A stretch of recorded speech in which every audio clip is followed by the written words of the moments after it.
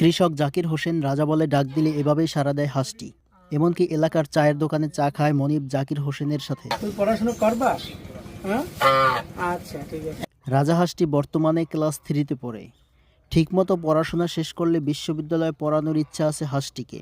পিরোজপুর জেলার নাজিরপুর উপজেলায় পূর্বযুগিয়া গ্রামে কৃষক ও দিনমজুর জাকির হোসেন যেখানেই যাবে রাজা হাঁসটি তার সাথে সাথে যাবে। এই হাঁসটাই ডাকলে চলে আসে না? তাই আমরা ছুটে এলাম জাকির হোসেনের কাছে। তার কাছে শুনবো ও দেখব রাজা হাঁসের অদ্ভুত এই কর্মকাণ্ড। রাগ করছো না? আমি নাম রাখছি ওর রাজা। যেহেতু রাজা রাখছি, ও রাজা তো নাম আছে, তারপর আমি রাজা রাখছি যে আমি রাজাকে ডাক দিলে চলে আসবে। মূলত আমার কথাটা বুঝতে। আমরা শুনছি যে ও নাকি চা খায়। চা খায়, তারপর স্কুলে ক্লাসে যায়, যাইয়া ওই বাচ্চাদের সাথে ঘুরে ফিরে আবার চলে আসে।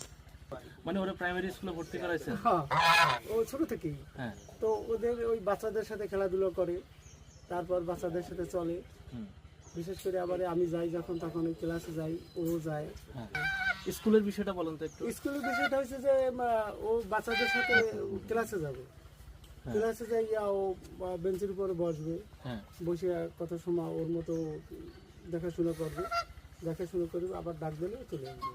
ওরা কি পড়াশোনা করতে পাঠান নাকি? পড়াশোনা মূল উদ্দেশ্য তো পড়াশোনা। আসলে ঠিক যে ওরা পড়াশোনা কতটুকু করাইতে পারবো কি পারবো না, আশা আছে যে ওরা পড়াশোনা করাবো আমি।